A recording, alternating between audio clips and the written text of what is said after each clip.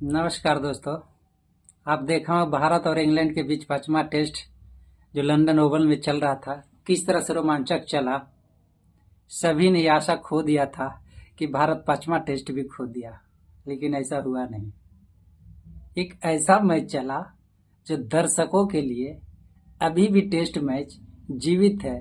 आप माने इस बात को या ना माने, लेकिन हम इस बात को मानते हैं कि जिस तरह से भारत और इंग्लैंड के बीच ओवल में पांचवा टेस्ट चला, सीरीज के बराबरी करने के लिए जो हमारे प्लेयर ने जद्दोजहद किया कि हम किसी भी हाल में सीरीज को बराबरी पर लाकर छोड़ेंगे, और वैसा ही किया जैसा खिलाड़ी ने सोचा। मैच जब चल रहा था इस कदर, तो लगा कि अब इंग्लैंड मैच जीत जाएगा। भारत टारगेट दिया उसे 373 रनों का, लेकिन वो 73 बहुत बड़ा था, 373। लेकिन इंग्लैंड का बैटिंग इस कदर उसको कर दिया कि जैसा लगा भारत के हाथ से मैच चला गया। खैर, मैच अनिश्चितताओं का खेल है, कब किधर मोड़े इसका कोई नहीं जानेगा। लेकिन खैर चलिए, खिलाड़ी जब चाहे जिधर मोड़ सकता है, चाहे वो बल्लेबाज के रूप में हो और चाहे बॉलर के रूप में हो। तो बॉलर हमारे उस तरह किया जिस तरह से मैच को वापसी लाना चाहिए। एक समय ऐसा लगा कि इंग्लैंड मैच जीत जाएगा। मैच उस वक्त इंग्लैंड के पक्ष में था जब जो रूट और हैरी ब्रूक पिच पर बैटिंग कर रहा था। हालांकि हैरी ब्रूक का कैच मोहम्मद सिराज ही कैच लोग कर वो बाउंड्री के बाहर चले गए, वो 6 रन भी गया। वो आउट खिलाड़ी था, उसमें हैरी ब्रूक मात्र 19 रन पर खेल रहा था। जब वो कैच का फायदा उठाया हैरी ब्रूक ने, तो भी सेंचुरी मारा, 111 रन का पारी खेला। वही मैच और वहीं से मैच इंग्लैंड के पक्ष में गया, और वही कैच भारत को हार के मुंह ले जा रहा था। और मोहम्मद सिराज इस कैच को जब एक 6 रन में परिवर्तन कर दिया, तो मतलब कोई गलती करता है तो उस गलती को उसके अंदर इस तरह, मतलब क्या कर सकते हैं उसको, कि पश्चाताप होना और उससे डिप्रेशन में चले जाने, उस तरह से वो थे। लेकिन फिर भी चलिए, इंग्लैंड जिस तरह से बैटिंग किया, उसको भारत को भी मौका मिला, जिससे कुछ ऐसा विकेट जो गिरा, तो भारत 6 विकेट गिराए चौथे दिन तक। और मात्र 5वां दिन का खेल बचा। क्या देखिए, सोचिए 5वां दिन का खेल कितना बचा। मात्र भारत को चाहिए कितना विकेट, 4 विकेट, और इंग्लैंड को चाहिए मात्र 35 रन।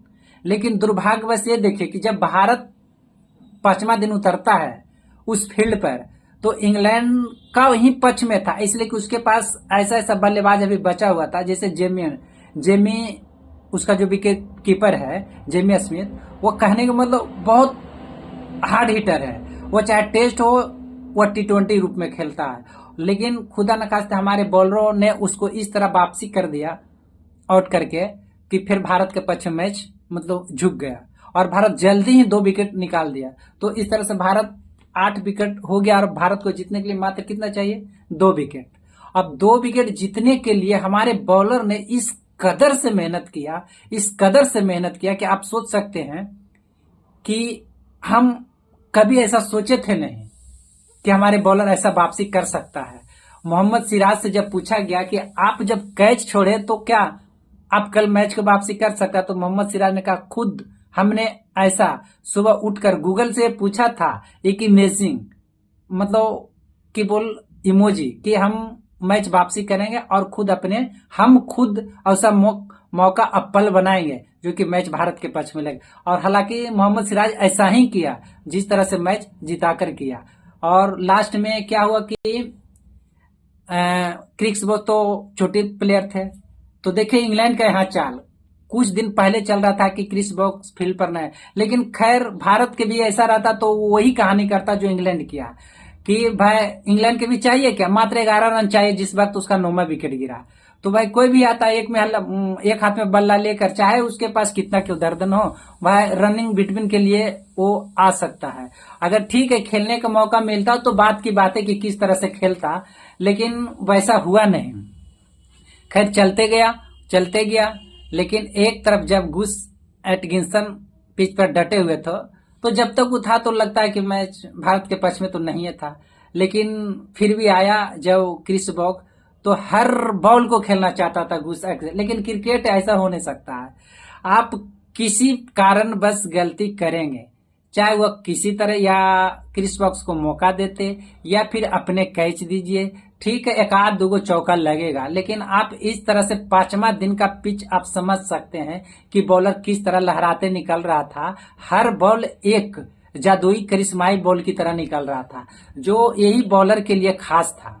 यही बॉलर के पक्ष में एक था कि हम जिस तरह से बॉलिंग कर रहे हैं उस तरह से बॉलिंग आगे निकल रहा है। क्या अब रन उसमें क्या था, मात्र 11 गो रन चाहिए था। अब वो 11 रन देने के लिए क्रिस वॉक्स एक साइड से ठीक रनिंग बिटवीन लिए सिर्फ दौड़ रहा था, लेकिन एक साइड से हमारे प्रसिद्ध कृष्णा और मोहम्मद सिराज इस तरह बॉल कर रहा था जैसे लगता हर बॉल एक एटम बम की तरह जा रहा है।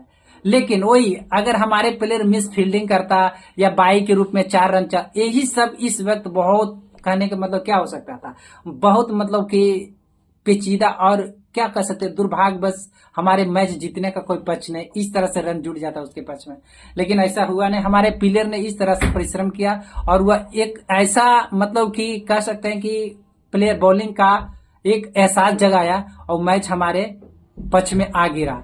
जिस तरह से 9वां विकेट मोहम्मद सिराज ने एटकिंसन को बोल्ड मारा, उस समय दर्शक झूम उठा और दिल से दिल क्या कह सकते हैं उसको, मतलब हार्ट अटैक एक तरह से लगता हार्ट बीट तेज हो गया, उस तरह से मतलब कि आके सांसें रुक गया और जश्न मनाने में इस कदर कूद गया कि लगता जैसे हमने एक वर्ल्ड कप जीत गया। ऐसा होता है, ऐसा मत समझिए। आज भी टेस्ट क्रिकेट जीवित है, जो हमारे दिल में आज भी टेस्ट ही क्रिकेट बस रहा है और वही खेल आज भी सर्वप्रथम है जो किसी तरह चलता है और चल भी रहा है।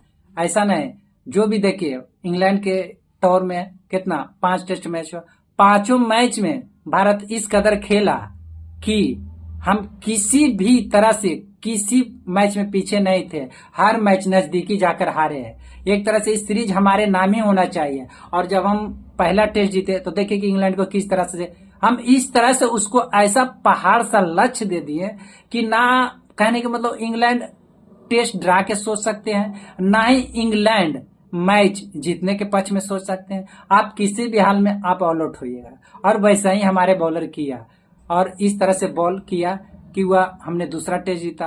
पहला टेस्ट तो इंग्लैंड जीत गया, तीसरा टेस्ट क्या हुआ, तीसरा टेस्ट भी इंग्लैंड जीत गया, तो इस तरह से इंग्लैंड 2-1 से आगे हो गया।